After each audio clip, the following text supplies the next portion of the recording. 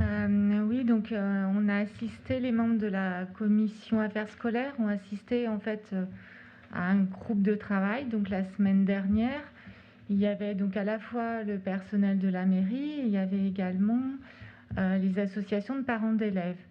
Et en fait, on a débattu de ce cahier des charges qui nous a été transmis dans un temps relativement court. Nous ont fait remonter en tout cas les associations de parents d'élèves qui n'ont pas eu le temps en fait de consulter les familles.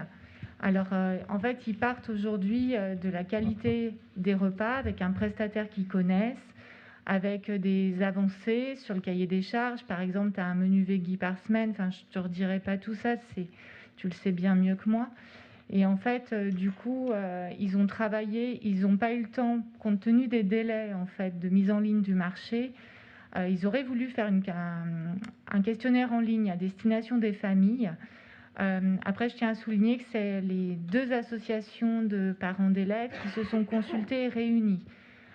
Donc à la fois sur l'école des Molières et à la fois sur le Dolto-Lassagne. Donc ils ont travaillé de concert ce week-end pour essayer d'apporter des amendements à ce cahier des charges. Donc il y a une quinzaine d'amendements qui ont été envoyés à la fois aux membres de la commission affaires scolaires et puis à toi aussi évidemment. Du coup, ma question, c'était de savoir, du coup, est-ce qu'il y aura des allers-retours en fait avant la mise en ligne de ce cahier des charges pour notamment travailler sur le nombre de produits bio par semaine, sur la distance au local, etc., quoi. Alors, j'ai deux parties de réponse à ta question. Effectivement, ça n'a pas l'air d'avoir été compris par tout le monde qui était présent à la réunion de mardi dernier que le but de la réunion, c'était de finaliser le cahier des charges.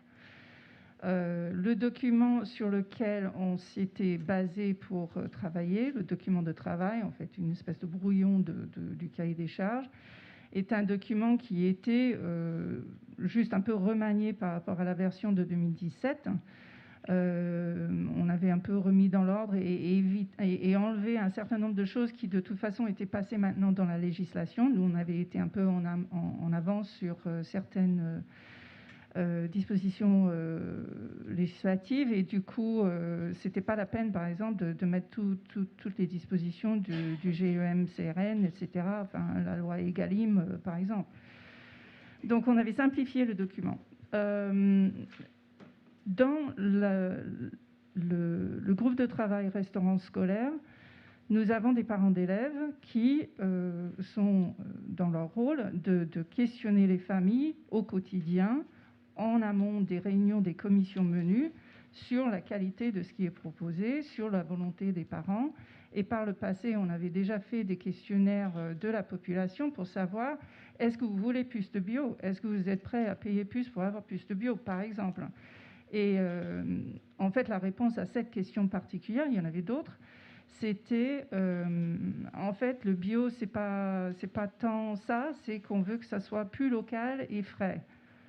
Voilà, et donc nous, dans le groupe de travail sur la restauration, on n'a jamais eu d'autres messages que ça, comme quoi, parce que le danger, si tu veux, c'est que si on va sur davantage de produits bio, qu'on ne maîtrise plus le prix du repas. Et quand je parlais des enfants pour qui il faut un repas équilibré à la cantine, sinon ils n'en ont pas, si on essaye de faire par exemple du 100% bio, dans un marché comme ça, quand c'est pas une cuisine centrale où effectivement tu peux tirer sur, tu as plus de marge pour agir sur les producteurs, etc., qui te fournissent.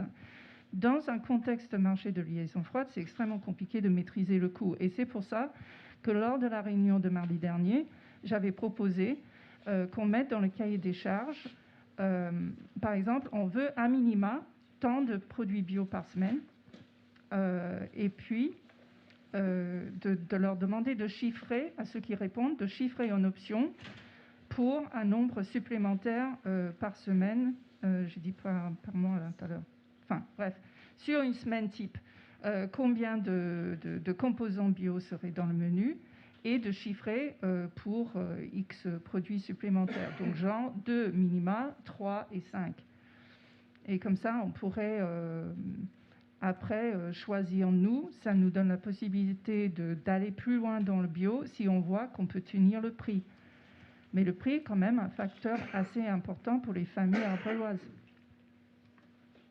On se penche la tête.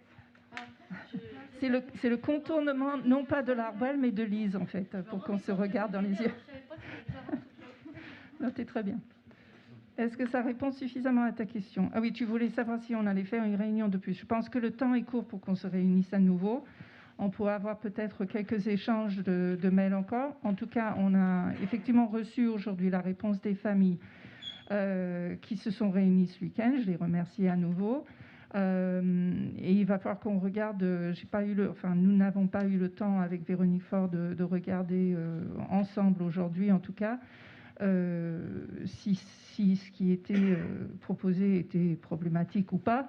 Voilà, pour voir jusqu'où on peut aller dans l'inclusion de ces propositions dans le texte. Pour ce que j'ai vu en le lisant vraiment en diagonale ce matin, j'étais très prise professionnellement. Aujourd'hui, c'est pour l'essentiel des reformulations relativement cosmétiques, pour la plupart. Il y a peut-être 1 ou 2 points où il faut qu'on regarde, mais... Après, si tu veux, sur les délais, en fait, renouveler un cahier des charges, en fait, pour de la restauration scolaire. Certes, les parents, ils sont présents aux commissions cantines qui se font tous les 2 mois ou groupes de travail, je ne sais plus comment tu les appelles. Mais c'est vrai que la refonte du cahier des charges, forcément, c'est quelque chose en fait qui prend plus de temps et qui nécessite de questionner davantage les parents en amont en fait sur ce qu'ils veulent. Et du coup, a posteriori, moi j'avais trouvé que autant celui de 2017, il avait été très innovant justement parce que la loi Egalim, elle n'était pas là et que du coup le cahier des charges de la commune de l'Arbrel avait été novateur. Et autant là, on ne le retrouve pas forcément si tu veux. Et sur le local qui est à 300 km, ben, c'est vrai que ça pose question quand tu dis toi-même entre le bio et le local, les parents préfèrent du local et le local du cahier des charges, il est à 300 km. Alors certes, pour privilégier, pour pas écarter certains produits, mais c'est vrai que c'est quand même moins novateur que celui de 2017. Et en tout cas, les parents apprécieraient vivement, les associations de parents d'élèves apprécieraient vivement que les échanges de mails se poursuivent pour peaufiner ce cahier des charges avant la mise en ligne. Alors, je me répète un petit peu, les parents qui participent sont au quotidien des représentants des parents d'élèves et sont bien au courant des volontés de leurs entre guillemets membres. Donc, nous, on n'a pas considéré qu'il faille relancer à nouveau une concertation globale de tous les parents. Vous êtes dans votre rôle, enfin, je dis ça parce que tu as tellement été parent d'élèves élu que je mélange tes casquettes, mais pour l'avoir fait pendant longtemps, comment dire? Comment est-ce que je peux exprimer ça? Je pense que vous êtes déjà au courant de ce que les parents veulent. Et c'est pas...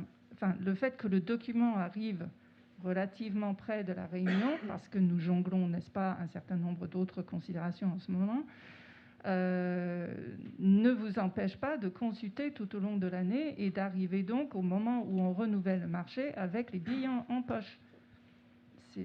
Voilà. En tout cas, la réunion s'est faite. Vous avez fait vos propositions, on regardera ce qui en sort et on fera dans la mesure du possible ce qu'on peut pour inclure ce qui... Mais clairement, on n'a pas le temps de reconsulter toutes les familles de l'Arbrel sur le contenu du cahier des charges. La question, c'est juste de poursuivre vraiment les échanges avec les associations de parents d'élèves et puis répondre aux mails en regardant les 15 amendements qui ont été proposés. Et ce soir, je relaye, on va dire, les parents d'élèves. Moi, après, pour le coup, j'ai plus d'enfants en primaire cette fois-ci. Oui, tout à fait. Non, mais je comprends.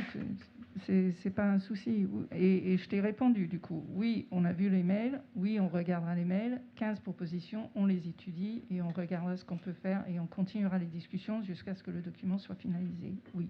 Je te remercie.